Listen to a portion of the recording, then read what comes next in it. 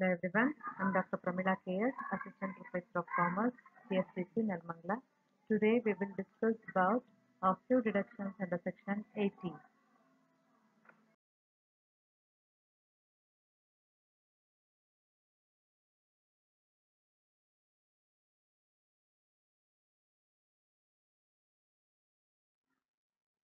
Deduction under section 80 QQB. This is in respect of royalty income of authors. Now let us see the conditions. First one, the taxpayer should be a resident.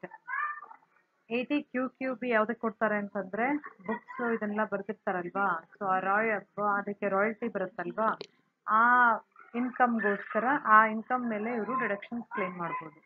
So condition ಏನು ಅಂದ್ರೆ ಈ should be a resident. Second one, he may be an author or joint author. The books authored by him may be a work of literary, artistic or scientific nature. Joint author ಆಗು ಇರ್ಬೋದು, ಒಬ್ಬರೇ ಬರಿಬೇಕು ಅಂತ ಇಲ್ಲ, ಬೇಕಾದರೆ ಇಬ್ಬರು ಮೂವರು ಸೇರ್ಕೊಂಡು ಬರಿಬಹುದು. ಮತ್ತೆ ಆ ಬುಕ್ ಯಾವ ಥರದ್ದು ಬೇಕಾದ್ರೂ ಇರ್ಬೋದು, ಲಿಟ್ರರಿ ಇರ್ಬೋದು, ಆರ್ಟಿಸ್ಟಿಕ್ ಇರ್ಬೋದು, ಅಥವಾ ಸೈಂಟಿಫಿಕ್ ನೇಚರ್ ಇರ್ಬೋದು. Next, the tax payer shall have to obtain certificate in form number 10 CCD. Okay, usual ಆಗಿ ಅದು ಟ್ಯಾಕ್ಸ್ ಫೈಲಿಂಗ್ ಮಾಡ್ತಾರಲ್ವಾ, ಆವಾಗ ಇನ್ನೂ ಒಂದು ಫಾರ್ಮ್ ನಂಬರ್ 10 CCD ಒಂದು ಫೈಲ್ ಮಾಡಬೇಕು. Next, the amount of deduction is actual gross royalty or rupees 3 lakh, whichever is less. Gross royalty ಅಂದರೆ ನಿಮ್ಮ ರಾಯಲ್ಟಿ ತಗೊಳ್ಳಿರುವಂಥ ವೆಚ್ಚ ಕಳೆಯಕ್ಕೆ ಮುಂಚೆ ಬರುವಂಥ ರಾಯಲ್ಟಿ ಅಥವಾ 3 ಲಕ್ಷ ಎರಡರಲ್ಲಿ ಯಾವುದು ಕಡಿಮೆನೋ ಅದನ್ನು ಅಮೌಂಟ್ ಆಫ್ ಡಿಡಕ್ಷನ್ ಆಗಿ ಕ್ಲೈಮ್ ಮಾಡ್ಬೋದು. Last one, it is assumed the rate of royalty shall not exceed 15%. By chance ಏನಾದರೂ 15%ಗಿಂತ ಜಾಸ್ತಿ ಇದ್ರೂ ಆ ಜಾಸ್ತಿ ಇರೋದನ್ನ ತೊಗೊಳಕ್ಕೆ ಹೋಗಲ್ಲ, 15% ಅವತ್ತನ್ನೇ ಅಸ್ಯೂಮ್ ಮಾಡ್ಕೊಡಿ.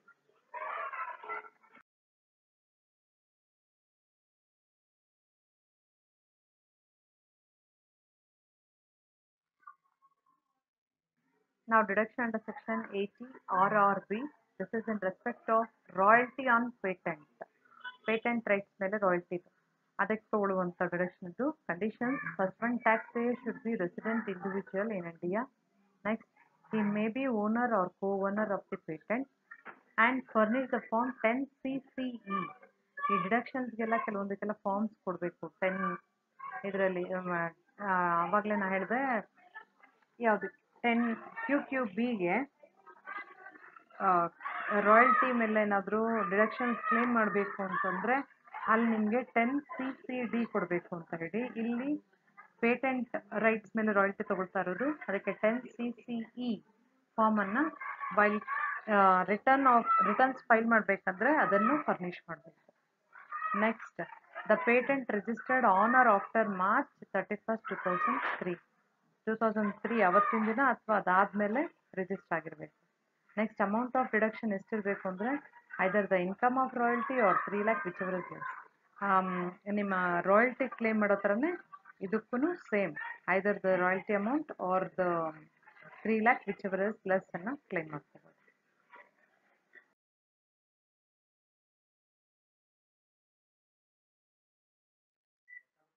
Deduction under section 80 TTA.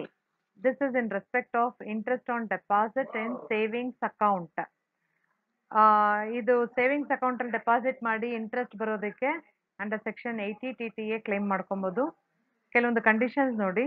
The savings account should be with the banking company or cooperative society carrying banking business or with post office, ಎಲ್ಲಿ ಬೇಕಾದರೂ ಇರ್ಬೋದು.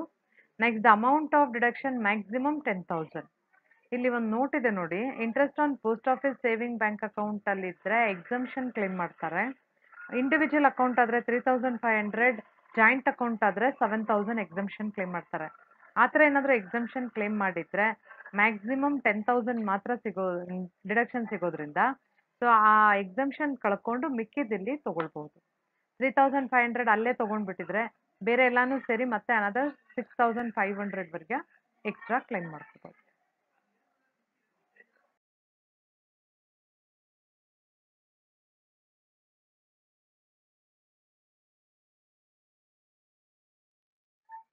Deduction under section 80 TTB.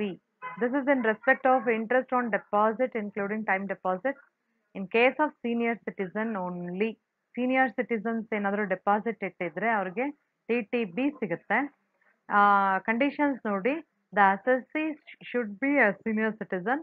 Next is income includes interest on deposit. Next, the amount of deduction is maximum rupees 50,000. Okay, in case of others it is 10,000. Senior citizen ಆದರೆ 50,000 ವರೆಗೆ. ಯಾಕಂದ್ರೆ ಅವ್ರಿಗೆ ದುಡಿಯೋ ಶಕ್ತಿ ಇರಲ್ಲ. Usual ಆಗಿ ಅವ್ರು ಏನು ಮಾಡ್ತಾರೆ, ಬಂದಂಥ ರಿಟೈರ್ಮೆಂಟ್ ಅಲ್ಲಿ ಬಂದಂಥ ದುಡ್ಡೆಲ್ಲ ಡೆಪಾಸಿಟ್ ಅಲ್ಲಿ ಇಡ್ತಾರೆ. ಮೇ ಬಿ FD ಇರ್ಬೋದು, ಇಲ್ಲಿ ನೋಡಿ ಟೈಮ್ ಡೆಪಾಸಿಟ್ ಇದ್ರೂ ಇರ್ಬೋದು, ಹೆಂಗ್ ಬೇಕಾದರೂ ಇರ್ಬೋದು. ಯಾವ ಡೆಪಾಸಿಟ್ ಇದ್ರೂ ಅವರು ಡಿಡಕ್ಷನ್ ಅಂಡರ್ ಸೆಕ್ಷನ್ 80 TTB ನ ಕ್ಲೈಮ್ ಮಾಡ್ಕೋಬಹುದು.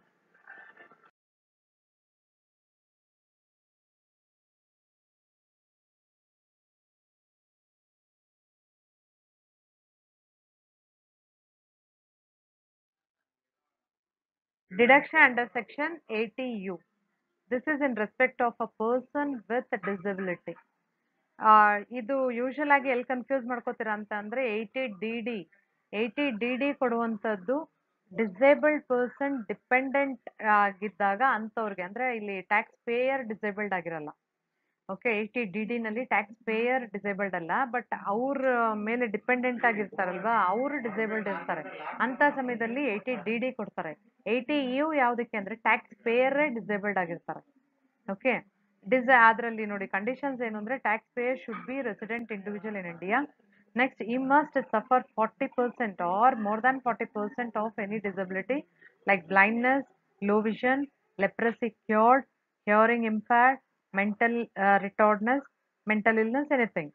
Okay, but 40% ಅಥವಾ ಅದಕ್ಕಿಂತ ಜಾಸ್ತಿ ಇರಬೇಕು.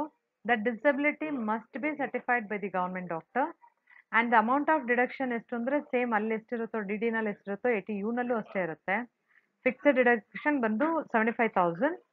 and if it is more than the severity is more than 80%, then 1,25,000 ವರೆಗೂ ಕ್ಲೇಮ್ ಮಾಡ್ಬೋದು. ಸೊ ಇಲ್ಲಿ ವ್ಯತ್ಯಾಸ ಗೊತ್ತಾಯ್ತಲ್ವಾ? 80DD ಅಂದ್ರೆ ಟ್ಯಾಕ್ಸ್ ಪೇಯರ್ ಡಿಸೇಬಲ್ಡ್ ಅಲ್ಲ, ಅವನ ಟ್ಯಾಕ್ಸ್ ಪೇಯರ್ ಮೇಲೆ ಬೇರೆ ಯಾರೋ ಡಿಪೆಂಡೆಂಟ್ ಇರ್ತಾರೆ.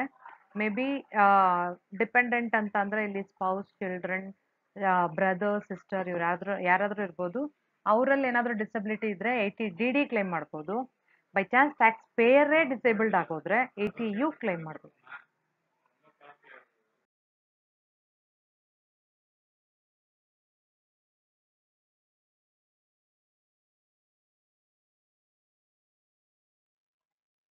ನಾವು rebate of resident individual under section 87A ಎಲ್ಲ ನೀವು GTI ಮಾಡಿ ಡಿಡಕ್ಷನ್ಸ್ ಎಲ್ಲ ಕೊಡ್ತೀರಾ. ಡಿಡಕ್ಷನ್ ಎಲ್ಲ ಕೊಟ್ಟ ಮೇಲೆ ಬರುವಂಥದ್ದು ಟೋಟಲ್ ಟ್ಯಾಕ್ಸಬಲ್ ಇನ್ಕಮ್ ಅಂತ ಬರುತ್ತೆ ಅಲ್ವಾ? ಸೊ ಆವಾಗ ಕೆಲವರಿಗೆ ರಿಬೇಟ್ ಸಿಗುತ್ತೆ. ಯಾರಿಗೆ ಸಿಗುತ್ತೆ? ಕಂಡೀಷನ್ಸ್ ಏನು ಅಂದರೆ tax pair is a resident individual. Tax pair ಬಂದು ರೆಸಿಡೆಂಟ್ ಇಂಡಿವಿಜುವಲ್ ಆಗಿರ್ತಾರೆ. And next that second one, the total income does not exceed rupees 3,50,000. Total taxable income ಇರುತ್ತಲ್ವಾ, ನಿಮ್ಮ ಡಿಡಕ್ಷನ್ ಎಲ್ಲ ಕಳ್ಕೊಂಡ್ಬಿಟ್ಟು, ಸೊ ಅದು 3.5 ಲಕ್ಷ ದಾಟಿರಬಾರ್ದು. 3.5 ಲಕ್ಷದಲ್ಲಿದ್ದರೆ ಡಸ್ ನಾ 3.5 ಲಕ್ಷದವರೆಗೂ ಇರ್ಬೋದು. 3,51,000 ಬಂದರೆ ಸಿಗಲ್ಲ. ಸೊ ಅಮೌಂಟ್ ಆಫ್ ರಿಬೇಟ್ ಎಷ್ಟು ಕ್ಲೇಮ್ ಮಾಡ್ಬೋದು ಅಂತಂದ್ರೆ tax liability or ₹2,500 whichever is less. Tax liability slab ಇಟ್ಕೊಂಡು ಕ್ಯಾಲ್ಕುಲೇಟ್ ಮಾಡ್ತೀವಿ, ಅದು ಅಥವಾ 2,500 ವಿಚ್ ಎವರ್ ಇಸ್ ಲೆಸ್, ಅಲ್ಲಿವರೆಗೆ ರಿಬೇಟ್ ಅಂಡರ್ ಸೆಕ್ಷನ್ 87A ಅಂತ ಕ್ಲೈಮ್ ಮಾಡ್ಕೋಬಹುದು.